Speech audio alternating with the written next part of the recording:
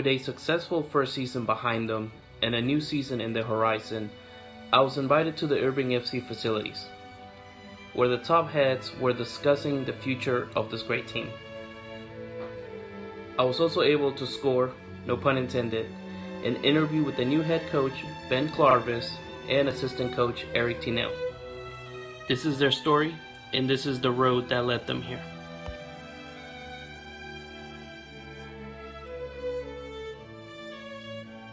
Welcome everyone to the new show brought to you by Irving FC.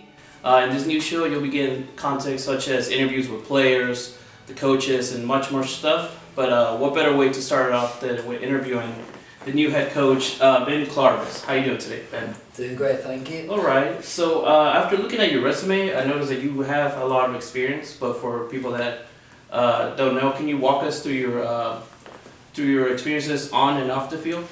Yeah, so originally I'm from England, and I started playing for Plymouth Argyle.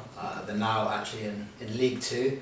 So I played all through there until I was 19, and then got released. At 19, I got the opportunity to come over to Wichita Falls to play at Midwestern State, which is a D2 program. So I came over there, played the 4 years there. When I was there for 4 years, I sort of got into coaching a club, a team called Town FC. Got into coaching there, and that's really where I fell in love with coaching. And then from there, I've coached at college in Quincy, Division 2 program for 2 years, and now I'm actually coaching college at Austin College. So done that. Also in the NPSL, I coached for Denton Diablos under Chad last year, and also in the PDL for FC Cleburne. So that's what my coaching is at the moment. Talk us through the history of your life in soccer. Like any good Mexican, I started playing as soon as I started walking. I've been playing most of my time in Mexico. That's where I grew up. I'm from Mexico City. I started playing in a little academy from Pumas, not big of a deal. You got a few scouts, and then there's a chance for you to move up if you wanted to. And I tried, but I noticed that I like on some stuff, and that's the kind of stuff that now that I'm a little bit older, I want to make sure that kids that want to follow the steps in soccer career don't make the same mistakes. That's one of the reasons why now becoming coach now that I'm a little older. I still play every now and then. But yeah, most of my life I've been playing. After I moved from Mexico to the United States, I played in high school, and that's when I fall in love with the sports even more. After I know the facilities that you got here in the States, how the sports is growing up. So for me, coming with a background of knowing the sports from a long time, seeing the development, it's been a really good trip, man. And right now I play in an over 30s league, but my main thing is coaching. I really want to give back to kind of the soccer community. The little bit that I learned over these years, I want to make sure that I pass it on to the younger generation. So that's what I'm at right now. I don't play as much, like I said, Sunday leagues, indoor games, but I'm trying to focus more on the coaching and developing young talents. What would you say was your main thing that you learned while you were playing, though? And that's playing. I mean, the biggest thing for me playing was just giving my all every time in training, and I just wanted to be the best that I could be, you know. So every day turning up, trying to be better than I was the day before. And that sounds cliche, but that pretty much was my attitude towards it, and I just wanted to make sure that I could be the best possible player for my teammates when I went out there. So.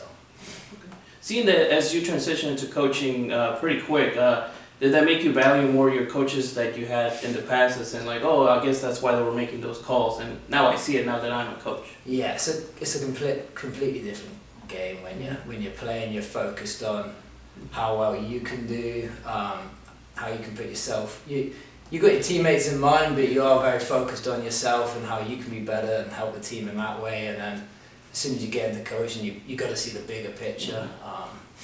And yeah, I mean, I've been lucky enough to work under a lot of different coaches that I feel like I've learned a lot from.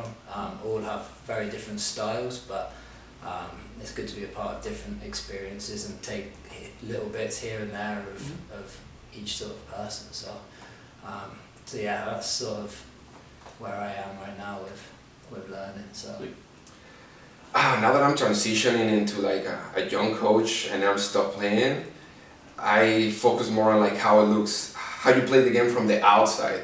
So I don't know, when you're in the field, it's more like about your how do you say it, your instinct. But when you're outside, it's when you're like, oh, if we put a better tactic, if we put the better people in certain positions, so it's becoming more analytic.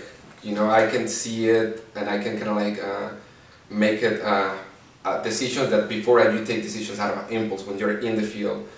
So it's one of the things that I want to focus this year. How do we can play more tactic? How can we can move the chess pieces a little bit better?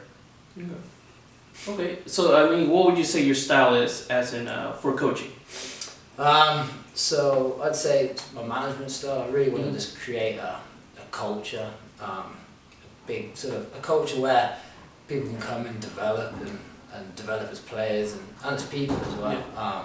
Also, I mean, I'm going to be hard on everyone to give their best, and that's how I was a player. And I don't really like players that have the ability but don't really want to come out and give that every day. Because if you've got the ability and you've got an opportunity to really help the team out and help yourself out and go on to the next level, then that's what we want. So yeah, my biggest thing is to create a culture with a culture that develops players and that we can grow together as a team.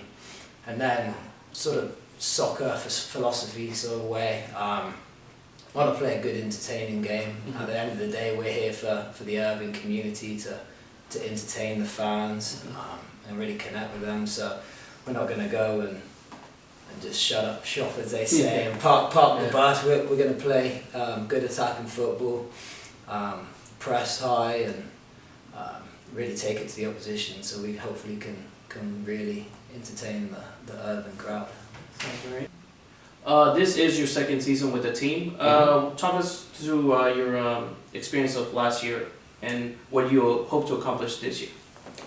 Yeah, last year it was a good year. I think we learned a lot. It's always a process of learning. I never see it as a bad year or good year. Either you're learning or you got an excellent year. So last year we were learning a lot, and this year I think we're gonna have like a better idea of how to approach young talents, players that they will probably like want to take it to the next step. And wow, I think we're gonna try to focus a little bit more on the physical and mentality of the players. I think that's one of the things we liked last time, to maybe not get the kids really motivated. And yeah, just pretty much use everything that I learned last year towards this year. Trying to like see what mistakes we made or what stuff that we didn't improve last year, we can improve it this year. Because yeah, I got the feeling this year is going to be a good season for us. Interesting. Now let's actually learn a little bit more about yourself. Well, how was your change coming from Europe and then landing in Texas?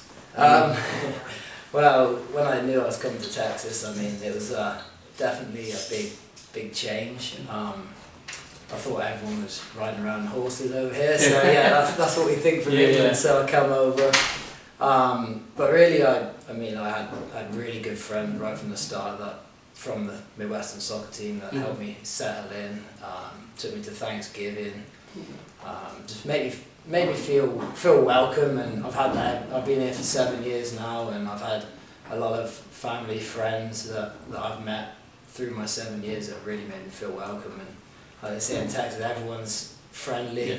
At first it felt like almost over friendly, like why is it being so nice to me? But yeah, I mean, it really has been a welcoming thing, and I mean, I love every bit of the culture here, really. So growing up, who would you say was your main soccer idol?